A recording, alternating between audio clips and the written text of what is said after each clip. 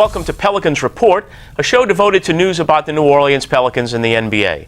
I'm Jimmy Smith, Pelicans columnist for the Times-Picayune and NOLA.com, and I'm joined today by Pelicans beat writer John Reid. And John, this club is 2-2 through the first week of the season, about where everybody expected them to be.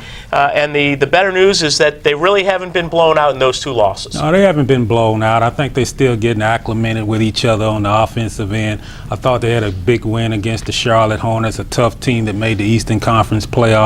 I think Anthony Davis has shown that his ability, he's playing like an MVP candidate, not only an all-star candidate, but an MVP candidate.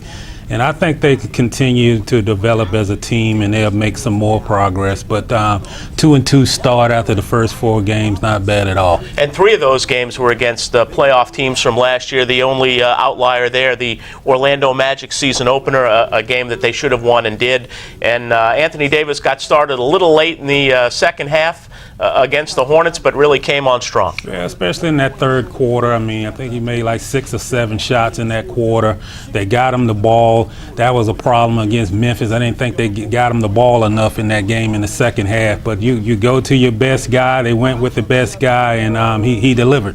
Certainly, they got him more touches in the second half of that game than they did in the first half as well. But one of the concerns has been the outside shooting of this club, especially a guy like Eric Gordon, who just has been miserable so far this year. I really think he's pressing the issue a little bit more. I think that he wants to get more shots, but you have to, you have to really take advantage of open looks, and I think that he's forcing it a lot. I think he's got to, when you're in a slump like that, I mean, you have to really drive to the basket more, get to the free throw line. I mean, he's getting open looks, but I think he's just forcing too many things. And he went 0 for 6. It's the second game in 4 that he's went 0 for 6 in a game. He had 4 points against the Hornets, but I think he's pressing a little bit too much. In the Memphis game, he had open looks. He went 3 of 14 and scored 11 points. But I think that I think he's adjusting to being like the 4th or the 5th option in the offense. That's never happened since he's been here since 2011. But I think he's a work in progress. And I don't know. I think it's all mental right now with Eric Gordon. I mean, you can't blame the guy. He's working, trying to break out of the shooting slump.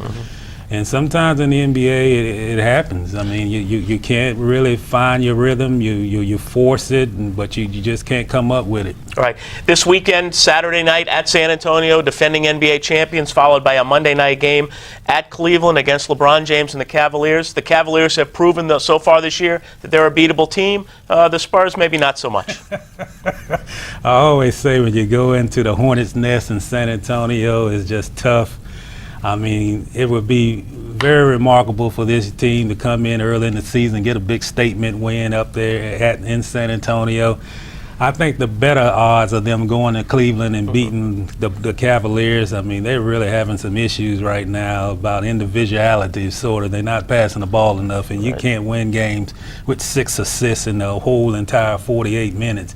And that's a team look like the Hornets' schedule in their favor, that they're playing them early. I think that Cleveland going to be better as they go along. I think they're just getting acclimated. They really like that 2010 Miami Heat team that went to the finals but really struggled early. But I don't know about San Antonio. They look pretty salty still. So. Yeah, no doubt about that.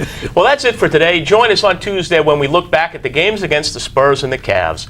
I'm Jimmy Smith. Thanks for watching, and we'll see you next time.